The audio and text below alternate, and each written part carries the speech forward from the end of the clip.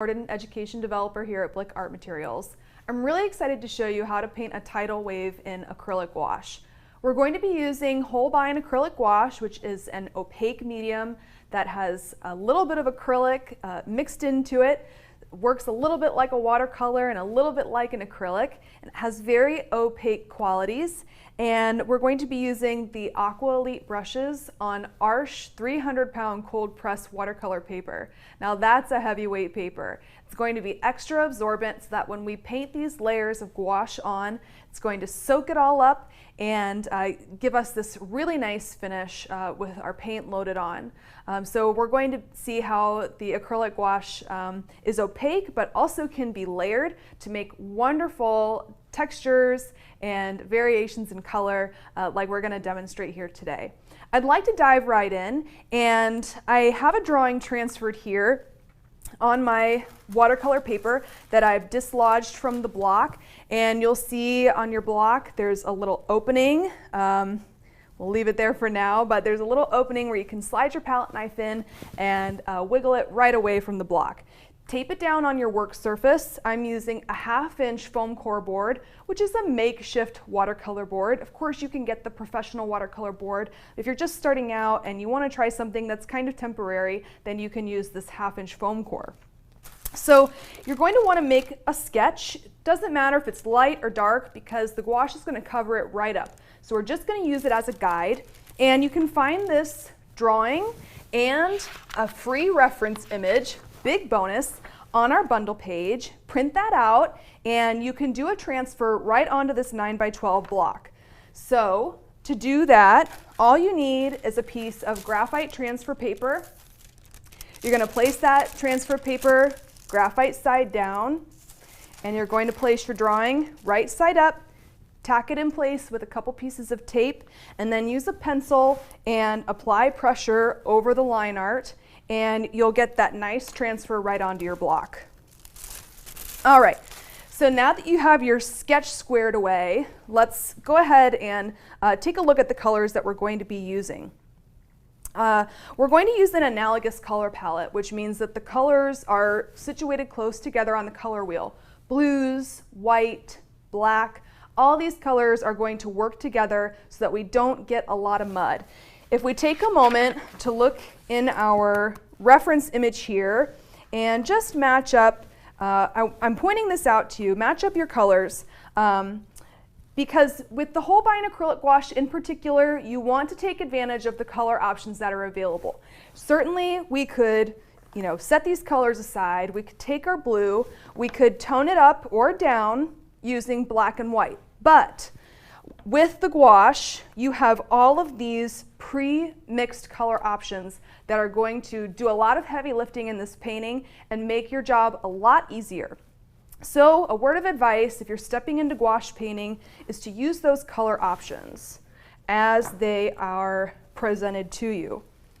Okay, so I've got this palette here that has plenty of wells, which means I can have full reign on mixing my colors into a lot of different variations. So we're not just going to be limited to the color options, which already isn't very limiting, but we're also going to be able to mix those together and make even more unique color variations. I'm just going to set this up in a way that makes color mixing easier on me. So that might be different for you. Again, because these colors are working together so nicely, we don't have to stress too much about keeping colors separate, but you might think about setting them up light to dark. I'm not necessarily doing that here, but I am setting them up in a way that makes sense to my own artistic eye. You would really want to pay attention if you're using oranges, reds, colors like that that don't play well in the sandbox with blue because they make brown. So that's just one thing to keep in mind.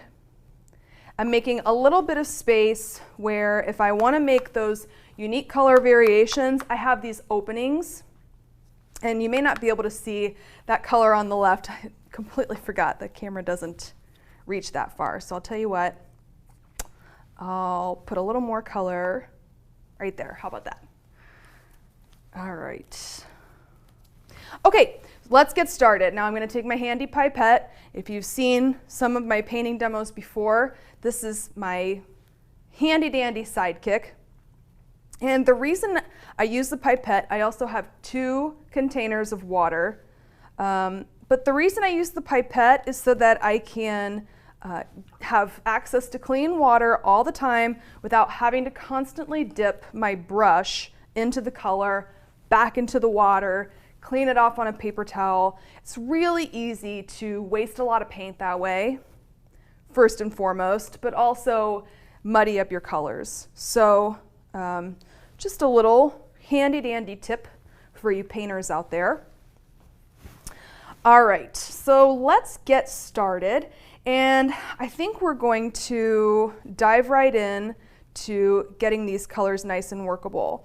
You want to go ahead and use water with your gouache. You can be as heavy-handed or use as little water as you like, but I have found that at least 1 squeeze of that pipette, maybe in about a 1 to 10 ratio, is usually what I like to stick with. And let's go ahead and break this down into color pieces. So we have a lot of different blues. Let's sort them out. We have the sky blue here. We have this beautiful white from the Tidal wave crashing. We're going to want to have a bright white that we work with. And then we have all these variations of blues, and that's where this color palette comes in handy, you know, to not limit yourself to one type of blue. We're going to bring all of those colors together, and got a little bit on my foam core board there. I'm going to make sure that I'm adding water. With gouache, you don't want it to be too sticky, because if it's too sticky, it's not going to glide on your page. You really want it to glide. Okay, so here I'm mixing the aqua blue with the primary cyan, and I have a really nice color match with the sky there. So let's go ahead. This is the 1/2 inch stroke in the Aqua Elite series. It's going to give you a nice amount of coverage. With the gouache, it's really meant to eliminate the brush stroke. So everything, all the color that you apply is going to go down flat. And that's one of the reasons that it's so popular for artwork that might need to be color scanned. Because let's say sign painting, for example, you don't want the brush stroke. You want that artwork to look nice and flat and smooth. You want it to all be one uniform texture. You don't want a lot of brush strokes in your hand lettering, right? So we're going to take advantage of that flatness and that lack of brush stroke here in this painting. And you'll see why shortly that works so nicely. And as you build layers one on top of the other, you're going to see that you know, you could cover that bottom layer right up. Let's say you get an underpainting down, an underpainting being that first layer of paint that you put down to make the framework for your piece, and maybe you don't like it. Maybe you just keep painting over it because you can cover up that layer. Now, certainly you don't want to struggle with it. I think a lot of people stay away from gouache because they think it's too specific or it's too flat, or maybe you're just not familiar enough with it to start putting it to use. But I think knowing that you can cover up the layer underneath is kind of a comfort because you can just keep moving right along. So let's do just that.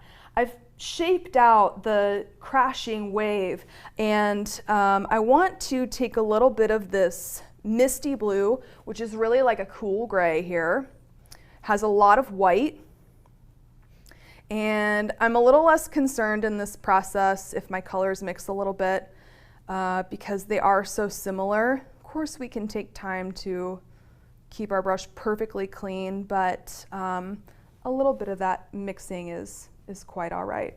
And using the same brush, we're going to kind of gray out this area where we're going to eventually see a bright white. Now, I am the kind of painter who likes to build up layers, and that's really what this process is all about. So we're kind of taking a page out of the traditional painter's book by incorporating layers into this piece where, typically you may not necessarily need to do that. Now, I want to show you, while the paint is still workable, let's take some of this titanium white. Let's get the water incorporated. Get it nice and mixed in. You'll know that your paint is just the perfect consistency when it feels a little bit like an ink when you apply it. Somewhere between an acrylic paint and an ink.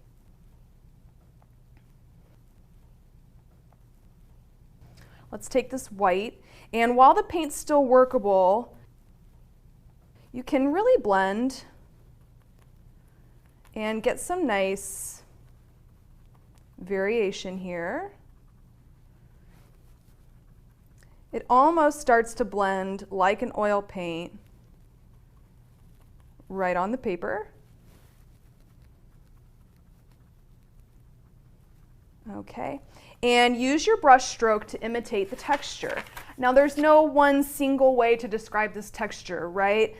Crashing waves are going in multiple directions, and so we want to imitate some of that with our brush stroke by going back and forth. Use your brush stroke. All right, let's move on to the water. Super exciting, thinking about trying to capture the energy of the tidal wave. I think that's why so many artists try to capture that moment because there is just a fierce energy in the tidal wave. And looking at our reference image, again, you can print that right out from the bundle page. We have our darkest areas kind of over here in the corner. We're going to paint that in, and then we have lighter areas all the way over here to the right. This is where we're going to be able to take some liberty with our color mixing. And let me bring this color in over here, actually. This is our cerulean blue that I'm dabbling in now. I'm bringing some extra color down here on the palette because I'm going to mix it with some other colors to get even more variations. And you just want to follow that kind of loose color mixing to bring that into your artwork.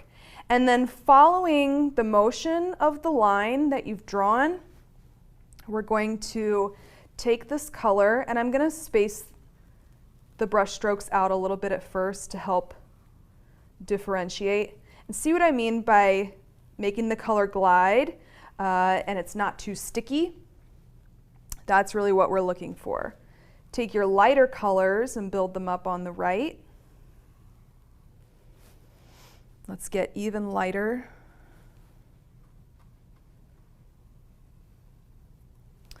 All right, let's keep going with that. Bring your water in whenever you feel it's needed. You don't have to skimp on the water. It's going to help you. Okay, and then also bring that in to some of these other areas. Work the paint into the paper. And the more you do that, the more coverage you're going to get. All right, so we're painting with the motion of the wave. Let's keep going. And you can already see the opaque quality of the paint just really starting to dominate in a good way. We can bring some of the light colors in over here. Don't be shy. Paint away. This is your moment. Bring that energy in and use your body to get these initial layers down. Sometimes it helps to think about the motion and paint in that way. Now a little bit of variety is going to help us break this up in these initial layers. So make sure that you're changing it up a little bit with each brush stroke, and we're going to start to tell the story, the color story of this tidal wave. And that blending, this is that blending that I'm talking about that kind of feels like an oil paint, where it's smooth and buttery and it's gliding right along the surface. That's what you want with gouache. And we're going to cover in anywhere that you see that white of the arch paper. We're going to cover it and work to get some of that variation.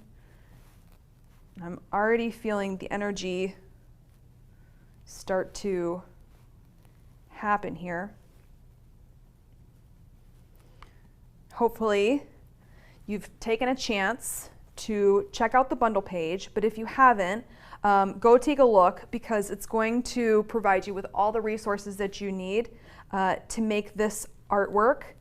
But also, you know, maybe you've got an idea in your mind that you are just itching to try, and you're thinking, well, I've never used gouache before. I'm ready for an adventure. I always think of every painting as an adventure, because you're doing something that you've never done before.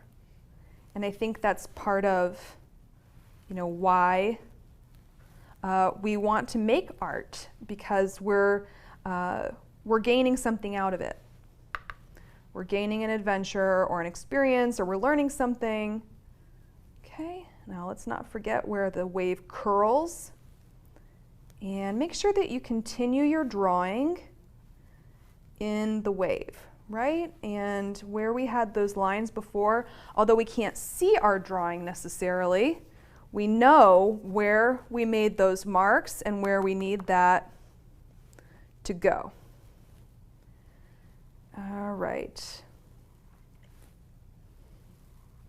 Great. Now, let's break up some of this lightness. Before we do that, let's add a little more white here. Make sure we cover all of the white.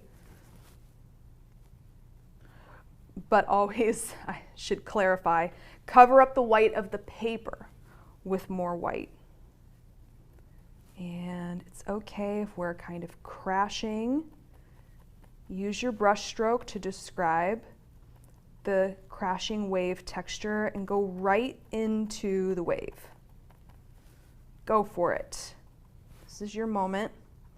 Now let's take this white and up along the edge where that wave crashes, take liberty to build out some of that texture. Keep adding your white.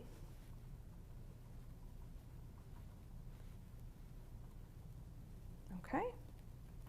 All right, we're getting there. Now bring that in, break up some of this where the wave crashes.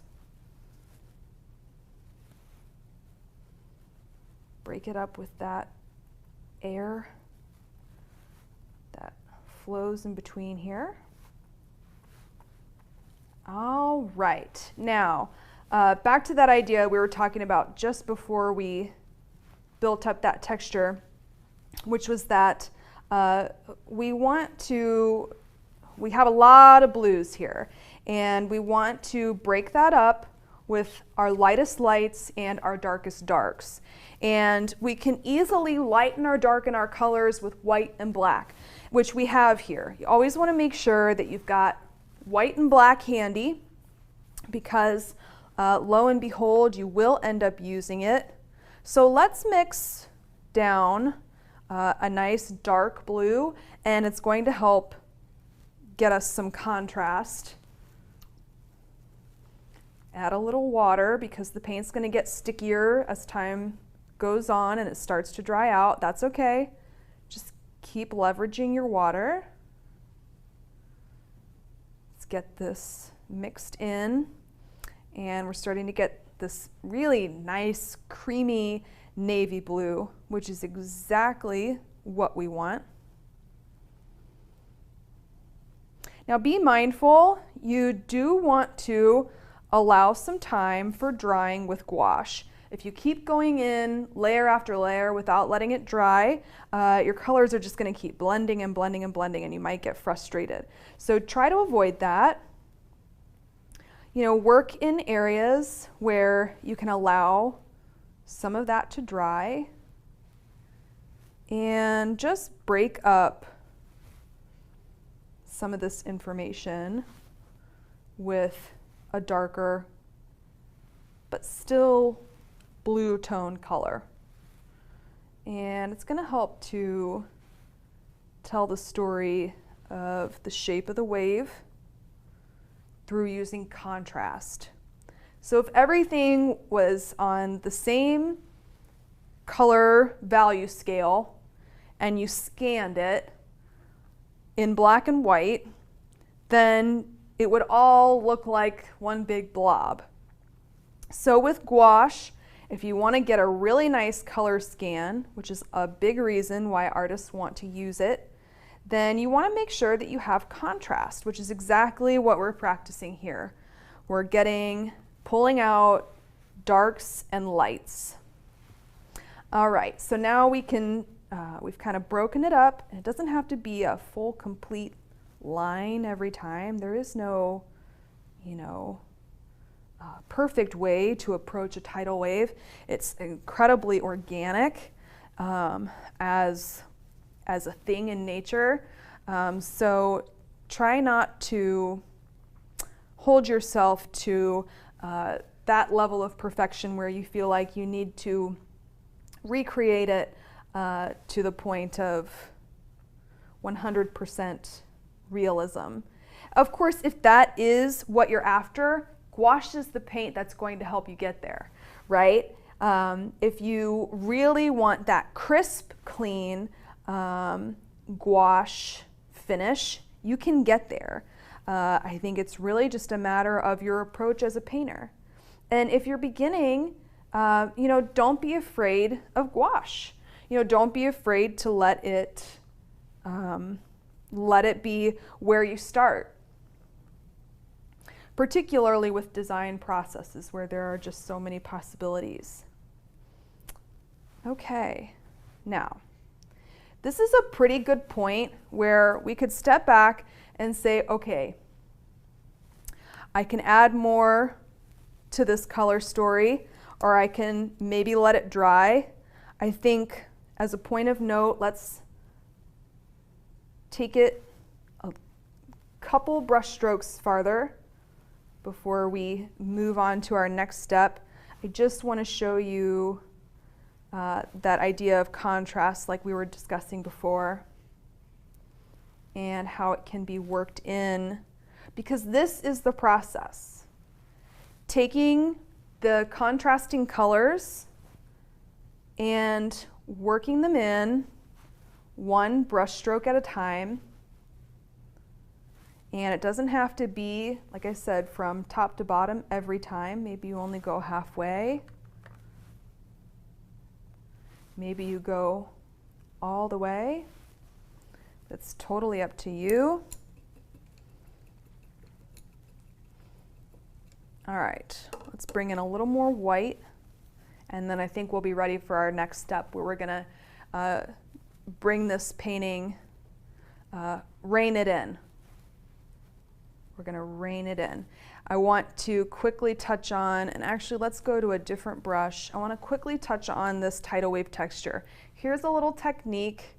You can take it as far as you would like, but you want to get a good amount, load that brush up on that Aqua Elite, which is exactly what it's meant for, holding on to a nice amount of paint without getting globby, and go back to this tidal wave, crashing wave texture, and really play around with that. And break up the line that you made there before. And you're going to keep working over that until you get, until you are satisfied with the texture that you've created. But in the end, you are going to want this crashing wave to be a bright, to have your bright whites in it to help break up that imagery. So bring it in, and that helps to really break it up. And don't forget to bring a little bit of white into your waves. Break up some of that darkness. Okay, so here's about our midway point. All right, we're in a really good place. I'm not sure how much you can tell from the camera, but our paper is swelling up with moisture. So it's the 300 pounds, so it has a lot of capacity when it comes to holding water. So it's going to swell up, which is why we tape it down, because if we didn't, it would swell up and it would start to warp, because the drying times are going to be different from this end of the painting to the middle of the painting, and so on and so forth. So you really want to tack that down. If you don't have a foam core board, don't sweat it. Tape it down to your work surface and make sure that as you're working, it dries completely with it being taped down. Now it's going to dry a little bit lighter than you see here, because that moisture is going to wick out. And we're going to go on to our dry midway point painting, and we're going to rein this painting in, which is going to be really easy, right? Because it's dry.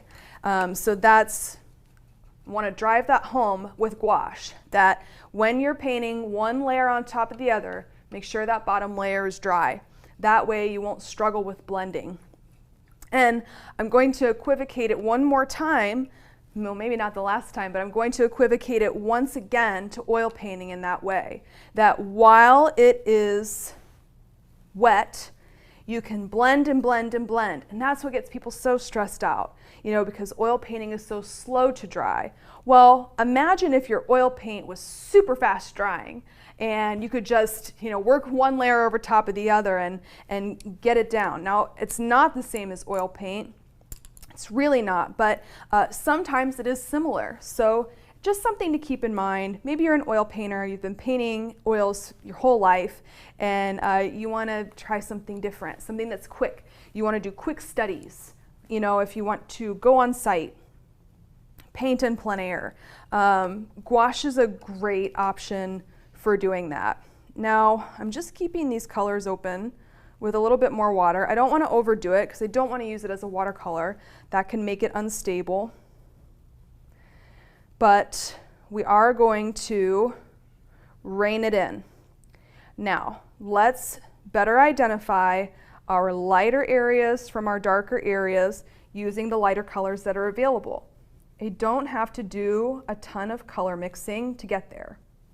I can just hop right in, dive right in, since we are talking about water. And we can just start to work in some of these nice light areas. It's especially light where the wave crashes. So that's where we're focusing. We can work it in here, but we're going to focus it here.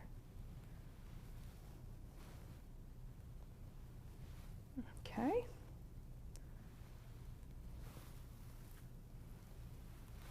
All right, now let's get some variation.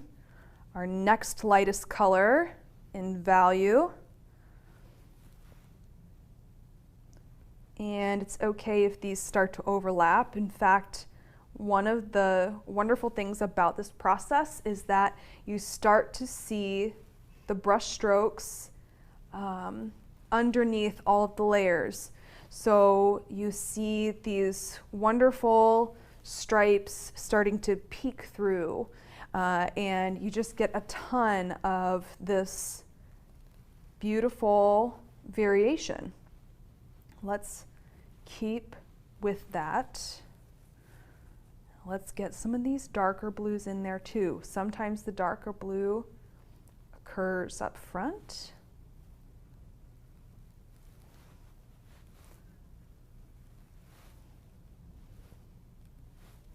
And you can make your brush swell a little bit with the wave.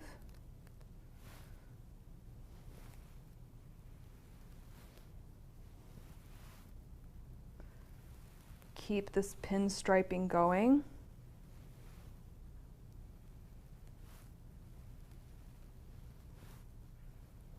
Break that up a little bit. Make sure you're breaking it up. Give it lots of variation.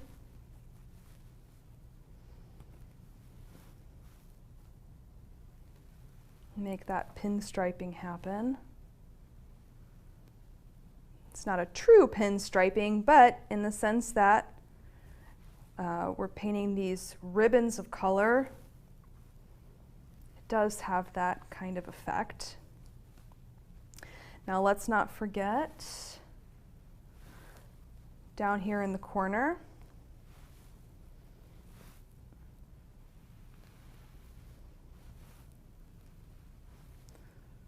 where we have our really dark color. Let's bring in some of that navy that we mixed earlier. Let's not forget to bring that in. Now, there is a shape of the water, right, where it kind of peaks. Okay, let's get a little bit of that shape, and we're just going to make a mark that peaks and peaks, and that gives us that flatness where, you know, the wave is starting to break. And peak, bring in some of that, break it up. And this is really a soothing process once you get to this point. You know, you have all that energy that you're bringing into this piece, and then before you know it, you're rocking back and forth with the wave, just like we talked about before, where, you know, we're using our body to kind of experience the energy of what we're painting. I know I'm getting very cerebral at the moment, but I think painting is cerebral, and I think it's important to consider these things. And let's get a nice edge. Sometimes a little bit of a dark outline can help us to identify where one shape ends and the other begins. We don't have to keep it that way. In fact, now that this is dry, let's bring out that contrast again. Let's get the bright white. Let's make that wave crash. And you know, I think once we get these brush strokes down, let's do a little dry brush technique, because why not? I mean, we're already pushing the gouache into new territory by using it as a more expressive medium rather than, you know, something that's just for, you know, recreating a color scan. You know, we're breaking the boundaries, how appropriate, breaking the boundaries of what gouache can do. And remember how we started with those stiff shapes when we started in on this wave, and now we've gotten to a point where it's not so stiff. Now a little bit of dry brush. Let's make sure this brush is just squeezing out the water, and everyone's cringing because the oils on my finger are getting on the brush, but I'm just trying to quickly get the moisture out. And I'm just going to, I'm not going to load the paint up too much, but then I'm just going to kind of drag it, and you get that energy of the tidal wave with the mist. It's the mist that we love. And bring that looseness into that crashing wave. You know, don't be afraid.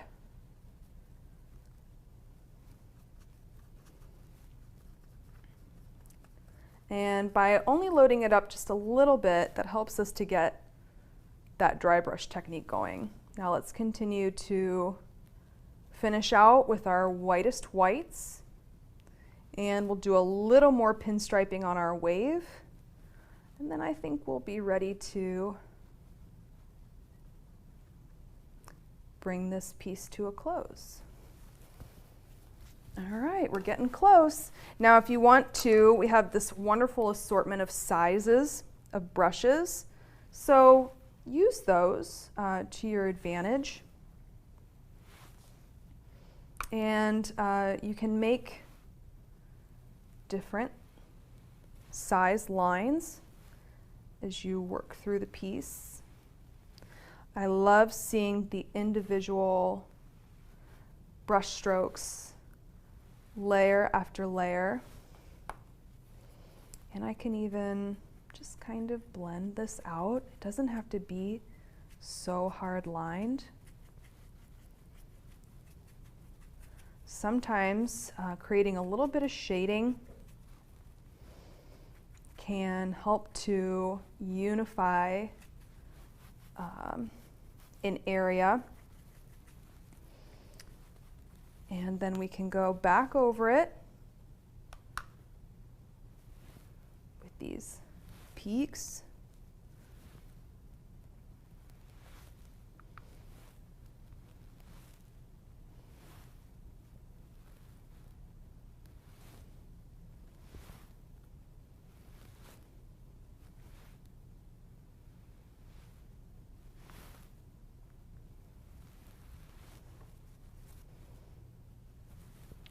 A little bit of highlighting never hurt anyone.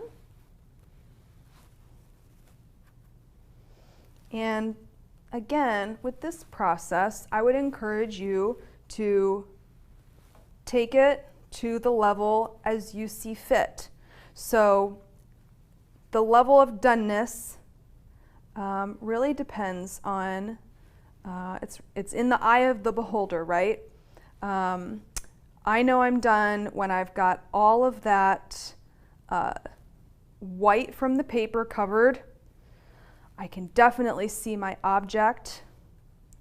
I have a nice contrast of light lights, dark darks. But most of all, I'm settled from within. I know I've hit my